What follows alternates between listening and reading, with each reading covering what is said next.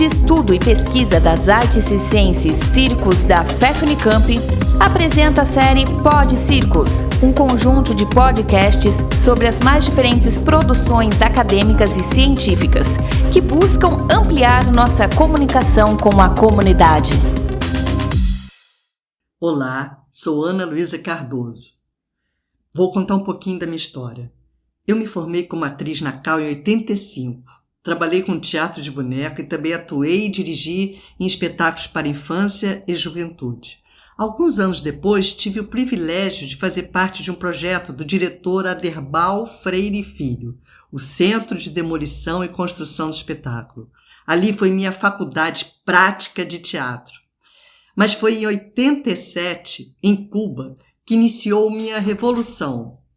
Lá conheci um grupo jovem de atores argentinos que fizeram sucesso com seu espetáculo. Não era uma peça de personagens palhaços. Eram palhaços atuando numa peça. E tinha uma palhaça. Eu me encantei e resolvi que queria fazer aquilo. Deles, soube das escolas de Lecoq e Goulier, que lá ensinavam a técnica de clown. Clown? Sim, palhaço. Ah, palhaço. Eu via Carequinha e palhaços de circo na infância, e a Intrépida com os palhaços Chuchu, Dudu e Geraldinho. Mas palhaça! Eu adorava ir a circo com o meu pai, que me apresentou esta arte. E não tinha visto nenhuma palhaça, talvez mulher fazendo palhaço. Até então, nunca tinha pensado na possibilidade de ser palhaça. Quis conhecer com os argentinos a tal técnica de clown. Soube que eles iam ao Festival de Montevidéu e em 1988 fui de ônibus para o Uruguai e de lá para Buenos Aires. No total, foram 3 cursos e depois de 4 meses voltei acompanhada da minha criatura, a Margarita. Reencontrei uma amiga da CAU. Frequentávamos o Circo Voador e ela também estava experimentando o nariz vermelho. E tinha uma relíquia, um carro dos anos 60, um Gordini e era vermelho. Criamos uma dupla, Carolina e Margarita, e passeávamos aos domingos de Gordini. Carolina dirigindo e Margarita de carona, fazendo pequenas ações quando o sinal fechava. Foram as primeiras experimentações na rua e foram fundamentais para a existência da Margarita. Já meados dos anos 90, fui para a Europa conhecer o famoso curso do Goulier e depois conheci Mário Gonzalez e o seu platô, outra revolução. Mais grupos e escolas de circo pelo Brasil iam se encontrando no Anjos do Picadeiro, realizado no Rio pelo Teatro Anônimo. Mas antes disso, em 1991, meu amigo Guillermo Angelelli, professor argentino, veio conhecer o Rio, produziu um curso e daí surgiu o primeiro grupo de palhaças que se tem notícia, as Marias da Graça. Um ano depois estreávamos nas ruas o Tem Areia no Maiô, que foi um sucesso e uma novidade. 7 mulheres palhaças de maiô.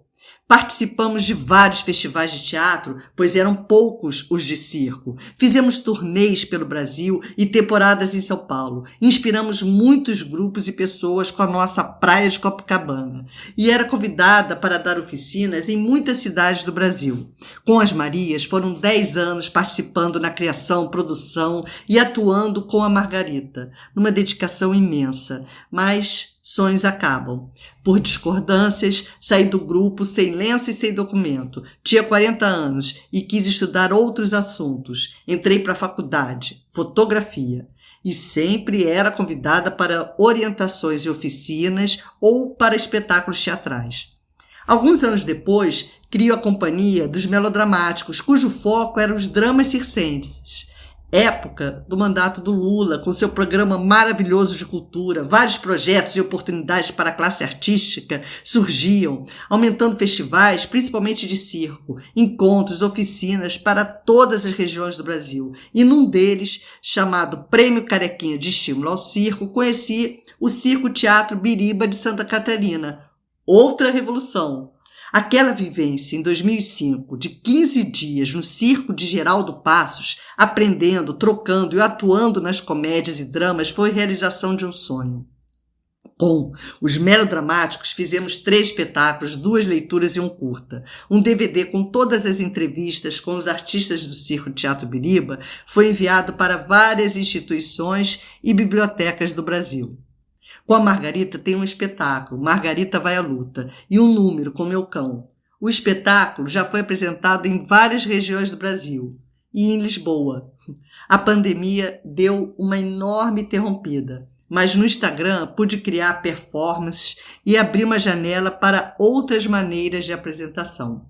Bem, quis contar um pouco sobre a minha dedicação à linguagem circense e de como o Nariz Vermelho entrou preenchendo a minha vida para tentar explicar que o meu processo de ensino durante esses 30 anos foi acompanhando as mudanças, ou melhor, absorvendo como uma esponja, pois para mim é preciso vivenciar para poder ensinar, ao menos nessa arte.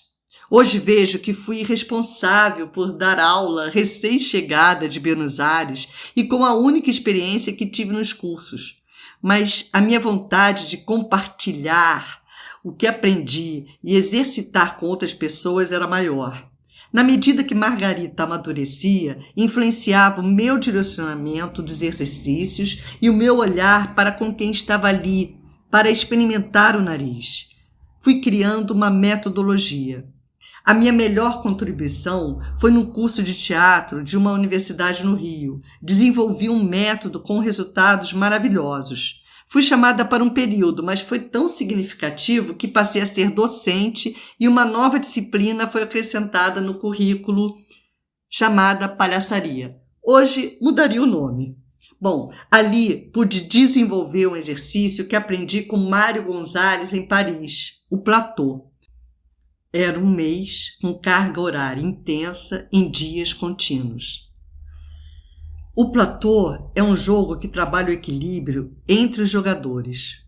Tem o mesmo princípio que o Lecoq usa com o coro. O objetivo é buscar a neutralidade com o tempo, o olhar, uma postura e ação decodificada em comum no grupo. Para isso, é necessário construir na sala um ambiente harmônico, criar uma rotina ajustada ao grupo, estabelecer democraticamente regras, possibilitando maior disponibilidade, confiança e respeito entre os integrantes, pois o jogo só acontece quando todos jogam. Quando desafios aparecem, mais expostos ficamos, o erro se destaca e, exercitando a humildade, constatamos que o fracasso diverte o outro e assim rimos da nossa estupidez. Após alguns dias com o platô, as irritações e o desnecessário para o trabalho vai sendo substituído por concentração, observação e prazer no jogar com o outro.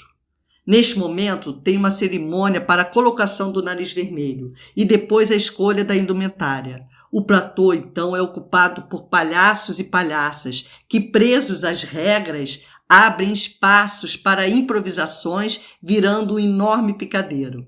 Nos 9 anos de academia, não existiram atrasos e faltas eram raras. Sobravam confiança e disponibilidade no grupo e o entendimento do que estou rindo. É difícil realizar este curso fora de um contexto sem continuidade.